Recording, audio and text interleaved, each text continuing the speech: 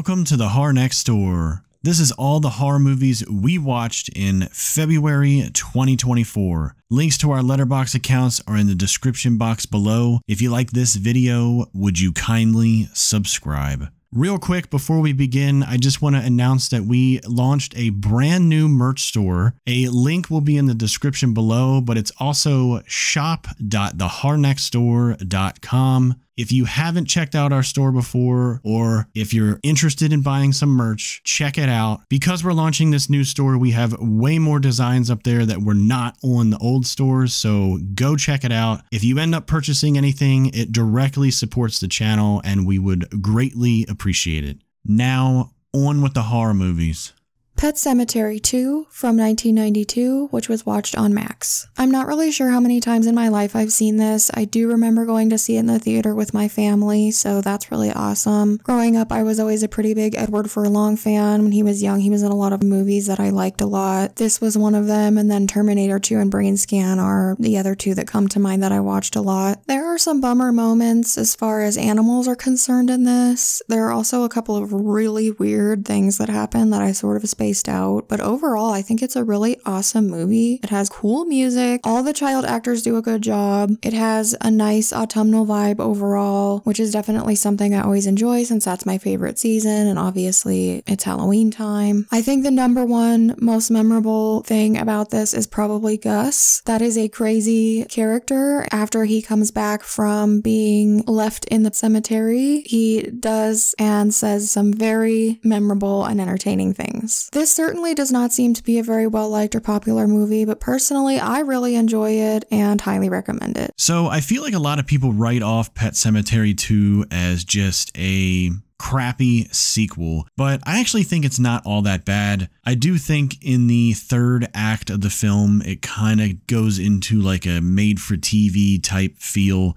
So it does kind of lose its luster a little bit in the third act, but honestly, the rest of the film, I think, is a good sequel. I mean, it has nothing to do with the characters from the first movie. It's a whole new set of characters, a whole new family and such, but it just revolves around the pet cemetery. The dinner scene where he's got the gaping hole in his neck and the food's coming through, I'll always remember that scene. And then also the scene with the dirt bike. I won't give anything away if you haven't seen the movie, but if you know what I'm talking about, you know what I'm talking about. If you haven't seen this movie, I would highly recommend you check it out, especially if you've seen the original Pet Sematary. And honestly, the remake Pet Sematary is awful. So no matter how much you think Pet Sematary 2 is not a good film, it's better than that crappy ass remake. 15 Cameras from 2023, which was watched on Tubi. Really unbelievable to me that they made a third film in the series. 13 Cameras was extremely unsettling, disturbing, and gross. 14 Cameras was definitely not as interesting. I do remember being disturbed for a lot of the wrong reasons when watching that. I think I forgot 15 Cameras existed, but was down to watch it, obviously. Mostly just out of morbid curiosity at this point. They've now dubbed the man from the first couple of movies that originally planted all the cameras and was really the creepiest, freakiest part of both of the first two movies as the slumlord. The couple in 15 Cameras is watching a documentary called The Slumlord Tapes about the incidents from the first two films. However, that actor who portrayed the super creep apparently passed away before this was made, so rest in peace. And it's definitely not the same without you, sir. So we focus on a couple that moves into the rental property that the OG creeper guy put the cameras into. The male character is extremely frustrating and unlikable. During the entire movie, I basically said, if something horrible doesn't happen to him, then I'm giving this the worst rating. It did manage to entertain us long enough to get through it, even though at the beginning of the movie, I legitimately was thinking about turning it off. I was having a really hard time getting past how corny and frustrating things were for a while. I think that everything that happens in the last 10-15 minutes of this made it worth watching overall. I don't highly recommend this. It's a loose recommendation if you've seen the first two films. We were talking about how the only way they could possibly make another one of these is if it's a prequel, and I actually actually kind of like the idea of learning more about Super Creepy Guy or the Slumlord or whatever you want to call him. I would probably more prefer that they just leave this series alone. I think we've seen more than enough, and this movie is proof of that. So I was actually kind of looking forward to watching this because we really enjoyed the first film in the series, which is titled 13 Cameras. 14 Cameras wasn't as good as 13 Cameras. I don't know, there was just something about 14 Cameras that we just did not like. But 13 Cameras is actually, in my opinion, a hidden gem. We really enjoyed that movie. So seeing that they were doing another one of these, we were kind of excited about it and couldn't wait to check it out. Going into this, we were both unaware that the main bad guy, so to speak, from the first two films had passed away. So in this film, they have recast the character, and I think they did a pretty good job with the person that they got. He resembles the other guy pretty well. It seems as though they may have used some kind of archival footage that they had from the first movie or even the second movie, and they had dumped it into this movie. So there are some quick shots throughout the movie that is the original guy. I'm pretty sure it's the original guy, but all the new stuff obviously is this new actor. So overall, I would say 15 Cameras was much better than 14 Cameras, but still not as good as 13 Cameras. I think the main thing that we were both kind of pissed off about in this movie is just the lead actor who plays the husband is just an idiot. Throughout the entire movie, we were just like, why is he doing this? What is going on? This guy's an idiot. And it just really irked us. But overall, it was much more entertaining and just much more fun to watch than 14 Cameras. If you haven't seen any of these movies, I highly recommend you go check out 13 Cameras. If that's all you end up watching is 13 Cameras and you stop right there, then you're good to go. But if you check out all three of them, just know 14 Cameras, it's a little bit of a dip in the series, but 15 Cameras was great in my opinion. I'd like to think that this is probably going to be the last one in the series, but who knows? We never thought they would make a 14 Cameras, and we definitely never thought they would make a 15 Cameras. So who knows if we'll get a 16 Cameras? We will have to wait and find out.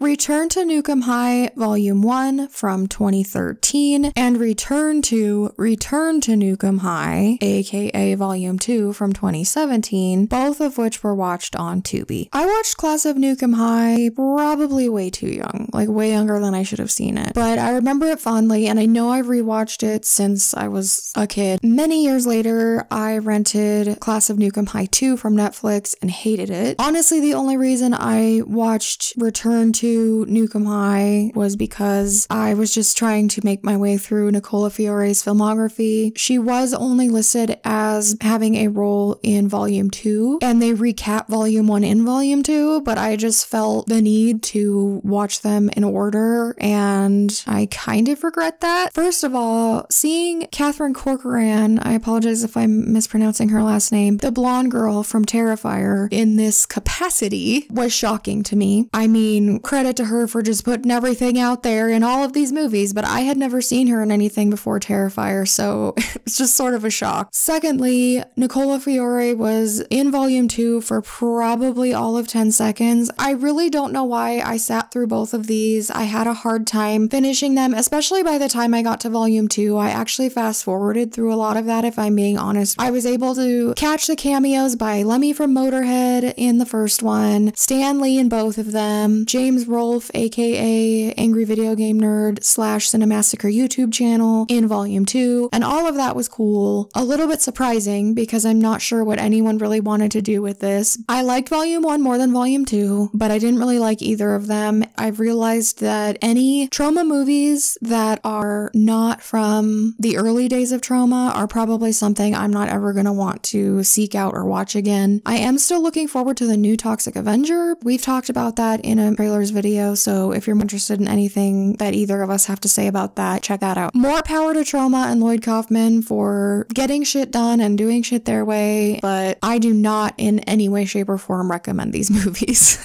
Thanksgiving from 2023, which was watched on Netflix. I actually never had any desire whatsoever to watch this. You may have noticed that Thanksgiving was notably absent from our favorite new horror trailer videos. We saw the trailer, and yeah, we remember the original one from the Grindhouse movies, which was way better than this. I just knew after watching the trailer that this wasn't gonna be my thing. I feel like I want to say I hated this movie. I really can't think of anything I liked about it. Everyone that I saw rating and reviewing this movie loved it, thought it was so great and so fun, and I am very befuddled. I don't know if I'm just on another planet or if people are just super desperate for new horror to the point where they're thinking this is something good. I'm not dogging anyone that likes this. It seems like I'm definitely in the minority when I say that I didn't like it at all. I just think it was too glossy, too slick. It would have been way cooler if Eli Roth kept it in the retro time period that was in the original trailer in the Grindhouse movies. All I saw in this was a carbon copy of other films. I kept seeing I Know What You Did Last Summer and Scream all over the place. None of the characters were likable. I hated all the social media garbage that was going on and being referenced. As I stated in a prior video, I think that utilizing current social media and current technology to this extent dates a movie almost immediately. It's going to be a detriment to the film in the future. I guess I'll stop ranting and raving about how little I liked this and just conclude by saying I do not recommend it at all. I also did not like this film whatsoever. To me, honestly, this film seems like it was directed by a completely different person than the person that made the Grindhouse original trailer. Because if I show you the Grindhouse original trailer and then you see this movie, you would say, no, somebody else did that. That's not Eli Roth. But it is Eli Roth. I just feel like this film did not capture the essence of what that original Grindhouse trailer had. There was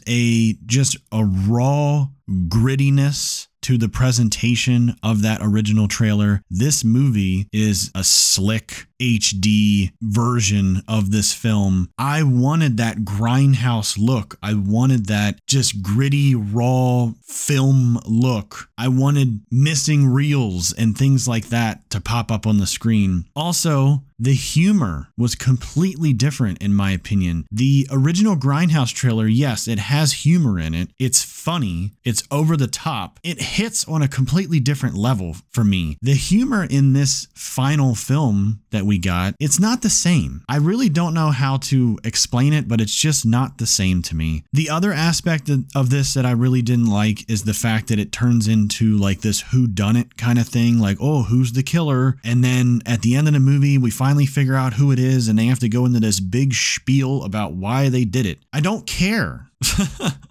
Honestly, I wanted to see just a gritty, raw slasher film that took inspiration from the 80s slashers and really just didn't have much of a plot other than the fact that, hey, it's Thanksgiving, there's a dude dressed up like a pilgrim, and he's murdering people.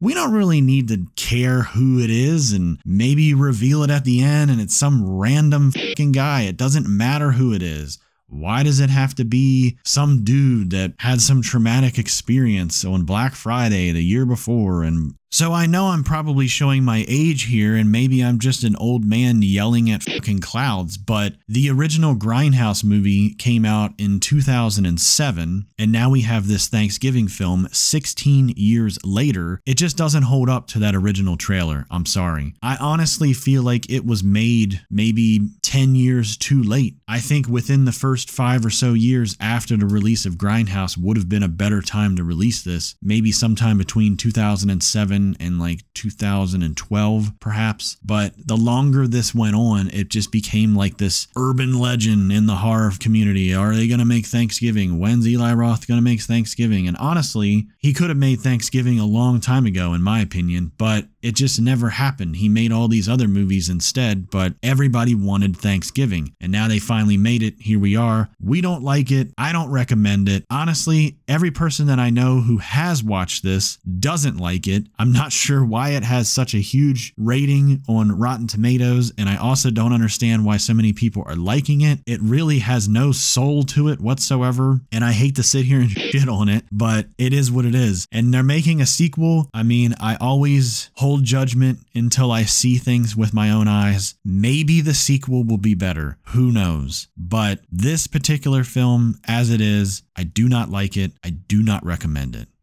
The Sickhouse from 2008, which was watched on YouTube. I couldn't find this streaming anywhere and I didn't want to buy it because it had really bad ratings. However, it was a movie that I was always interested in seeing, even back in 2008. I just completely forgot about it. I don't remember what DVD I was putting in, but the trailer for The Sickhouse was on it. And I was like, oh yeah, I've always wanted to see that movie. And that trailer makes it look so badass and so good. So the fact that I sat through a really crappy quality YouTube version of this movie where there was almost constantly this high-pitched ringing in the background that was making me completely suffer while viewing it is such a drag because this movie was a total letdown. Really, no one in this movie was likable. The main character, portrayed by Gina Phillips, forced her way into a condemned area that she was not supposed to be in due to the possibility of the plague still being in there. And that was just a really nonsensical way to make this movie happen. I think that they probably could have written it differently so that you weren't frustrated by the main character who, unbelievably enough, was the most likable person in this whole movie. There was imagery of a plague doctor, but it was barely in the movie, and that was one of the things I was looking the most forward to. There were a couple of really cool moments with creepy characters and crazy gore, but getting through this was difficult, and I think even if I had been watching it in better quality, it still would have been. The editing was insane. It was just hard to see what was going on, and everything was so muddled and confused. And then they throw in a twist ending, I guess, or I don't even know what that ending was. It just made things more confusing. This was definitely a disappointment for me. Cannot recommend it, unfortunately. Twin Peaks Fire Walk with Me from 1992, which I rewatched on my DVD. I watched this on the eve of Twin Peaks Day, which is February 24th. For some reason, I always forget about Twin Peaks Day, even though it's one of my all-time favorite TV shows, and I've seen it a million times. That was a little bit weird that I just got the urge to rewatch this right before Twin Peaks Day. I really don't have to say again how obsessed I am with David Lynch. I just think that he is one of the few filmmakers that we have ever had that is doing things from the heart because he feels the need to, because he's a true artist, because he's a truly creative person. All the stuff behind what happened to David Lynch when he made the Dune movie, how difficult it was. He didn't get final cut. The movie was butchered and how disappointed it made him. He basically completely stepped away from all the big Hollywood stuff, went off and did everything on his own and did things his way and always fought to get his way. And I just admire him so much. I think he's so amazing. Fire Walk with Me may not be considered a horror by all, but I feel like people who have seen it understand the horror aspect of it. Rewatching this movie for what I think is my 4th or 5th time, I'm not sure why, but I just see it in a different way every time. Sort of like how I talked about The Shining, how I always find something new or something always strikes me in a different way. I felt the pain from this movie so much harder than I feel like I ever have in the past. It's a really difficult but beautifully made film. Insanely impressive acting from Cheryl Lee. I cannot credit her enough for her portrayal of Laura. I'm so glad that David Lynch was able to take us back to Twin Peaks and give us Laura's full story and do things his way. There's a lot of background on what happened with Twin Peaks too, so if you're interested in David Lynch as an artist, look up all the Dune drama, look up all the Twin Peaks drama. Maybe you'll have a newfound appreciation for him and the passion that he required to keep going. I very highly recommend this movie. If you haven't watched the Twin Peaks show, I don't know if you would be as invested in it or understand everything that was going on in this, but I still think it would be a good movie independent of the Twin Peaks show. I also just want to quickly say I very much miss David's YouTube videos. I hope that he is doing well. I hope that we will get some more of his amazing work, but I am more than grateful for everything that we have, Twin Peaks Fire Walk with Me included.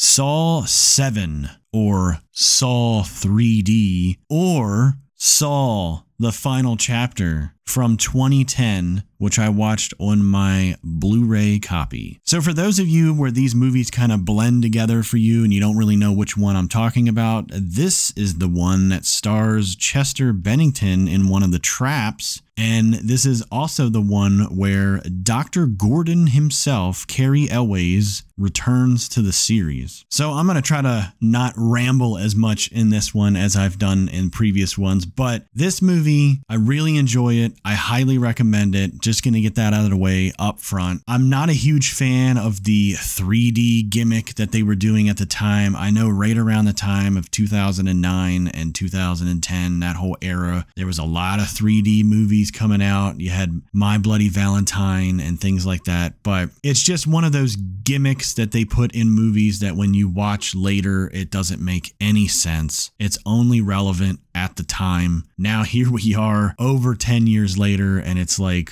who cares that it's in 3D, honestly. Saw 7 is directed by Kevin Grudert. He also directed Saw 6. He came back and did Saw 7. And if you aren't aware, he also edited pretty much all the Saw films. So he is part of the Saw family, so to speak. So leading up to the release of this film, even probably prior to Saw 6, I remember finding a few videos on YouTube where these people had these theories that Dr. Gordon was still alive and helping Jigsaw do all these things. And they had clips from all the Saw films, and they were like, this has got to be Dr. Gordon, or this somehow has something to do with Dr. Gordon. And honestly, I was fully on board with the idea. It always bothered me that Dr. Gordon crawls away at the end of the first Saw, and then we never see him again. It's like, dude, at least address it somehow. What's up? So when I finally heard that Cary Elwes was going to be in this movie, I was pumped. I was like, man, are they going to do it? Is he going to be involved? Or are they just going to bring him back and just have him basically have like a cameo appearance, so to speak, and then that's it? So spoiler alert, if you have seen this movie, then you will know that from the ending of this movie, I was hugely excited at what they did with Cary Elwes and the Dr. Gordon character. I really love how everything turns out. Honestly, the only thing that has bugged me since the release of this film, you know, this is the 7th in the series. We're up to 10 now as of this recording. We got 11 coming out later this year. We have not seen a continuation of this story since this film. The movie ends with Detective Hoffman locked in the iconic bathroom from the first film, and he's just chained to a pipe and he's there. But the rule always is in the Saw films, if you don't see the person die on film, then always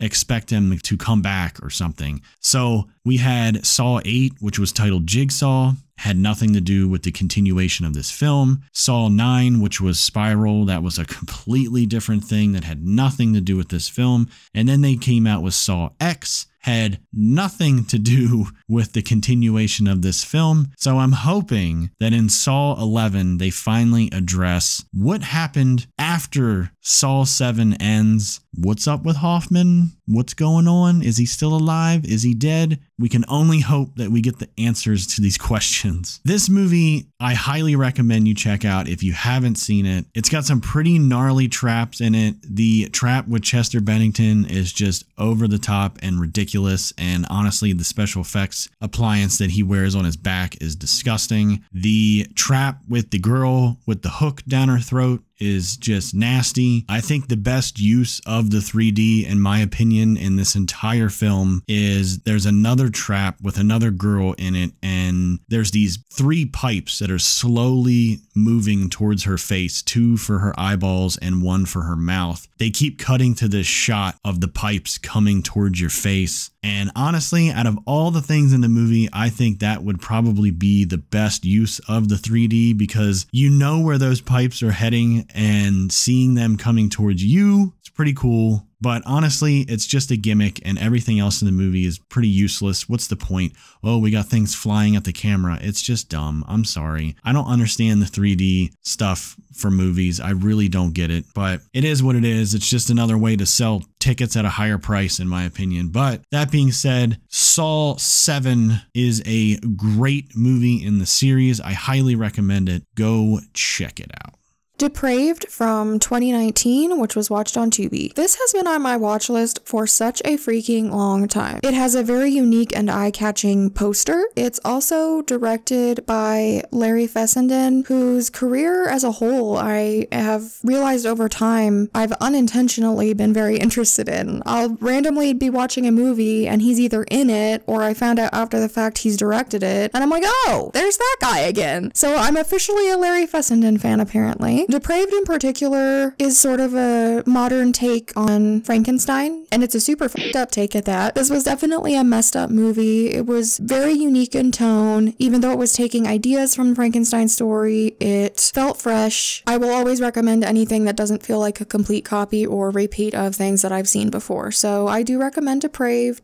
Witches in the Woods from 2019, which was also watched on, you guessed it, good old Tubi. I am a fan of wintry horror. In recent months, I've probably said that a million times because winter, we had some more snow, and I just felt like watching something celebrate another snow day. This movie has pretty low ratings, but I really liked it. There was a lot of good practical effects and gore. Even though there were some really annoying, obnoxious characters, there were also some likable characters that help carry you through the film. You want to see them succeed or survive. It's survival horror. They're in very blistery, cold conditions, risking freezing to death and stranded. There's also a supernatural element. I'm not 100% sure where the witches aspect comes from. They didn't blatantly show anything as far as witches were concerned. It felt more like possession type stuff going on. Maybe that's part of the reason a lot of people don't like it. They felt misled by the title, or maybe people just didn't like that they didn't know really what was going on. Personally, I recommend this. Based on the average rating on Letterboxd of a 2.3, I was expecting a lot worse, and I think you could do worse too. As always, we thank you so much for watching. Leave us a comment if you have any horror movie recommendations, and we will add them to our watch list. Until next time.